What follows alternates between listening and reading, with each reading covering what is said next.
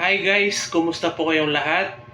Kumusta po? Matagal din po tayong hindi nakapag-vlog sa mundo ng YouTube kasi nabisi po tayo sa trabaho natin kaya hindi natin nabibigyan ng panahon.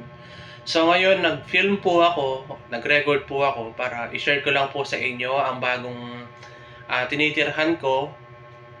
Maliit lang po siya pero okay na po sa akin kasi so far ako lang naman po mag-isa. Sa halagang 295,000, so may ma-disente na po kayong bahay na matitirahan. So ito, wala nang pasikot-sikot pa.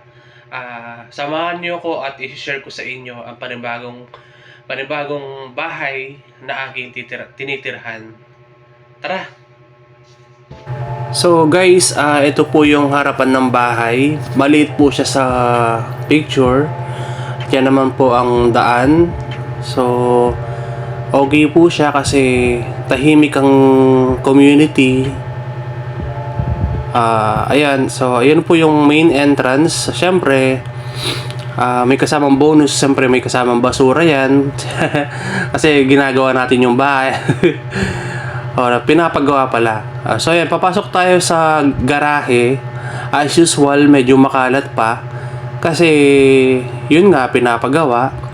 So yan po ang main door. So papasok na po tayo. Bubungat agad ang straight sa sala. So ayan po. So maganda naman po ang loob. So yung sala niya, so maliit lang din.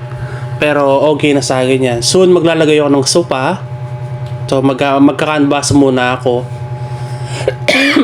Excuse me po. So mag-iisip din ako kung anong magandang design na ilalagay dyan sa tabi ng TV. So ito yung hallway. So naka-vinyl type siya. Vinyl. So maganda sa paningin.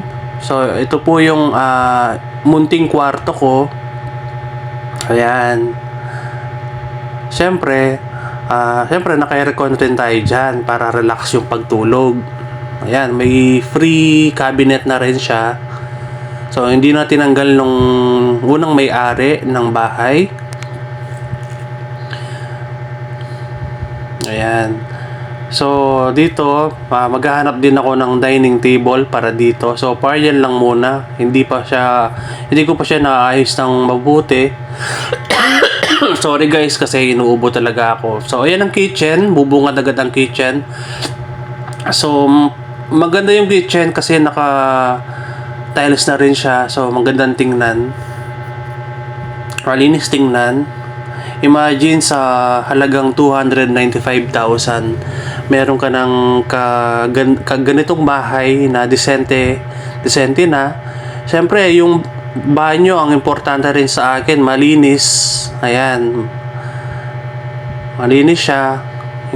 Hindi ka mahihiyaan na may pupuntang bisita at makikisihar siya. So dito naman po ang washing area, or dito ako naglalaba, dito ako nagwashing. At the same time, dito na rin ako naliligo. So soon papatiles ko rin yan. So ayan, kitchen ulit. Sorry. Pabalik tayo. Ito ang hallway ng bahay.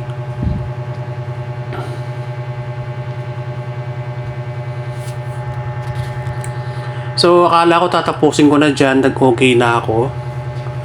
Ayan. Hindi pa pala. So meron kasi akong share sa inyo na itong bintana na to, soon magbi-business ako, papagawa ko siya ng tindahan.